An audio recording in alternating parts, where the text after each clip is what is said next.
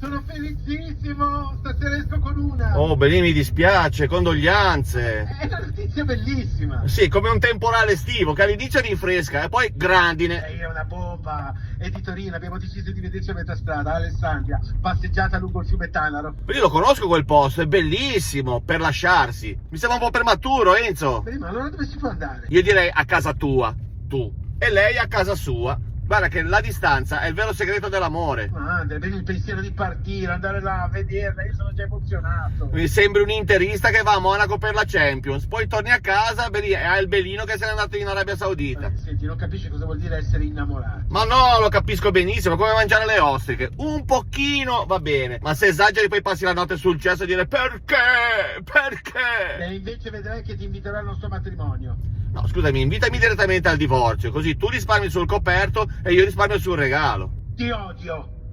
Finalmente una bella notizia, Enzo. Che cazzo vuole adesso? Oh, Enzo! Dove Andre?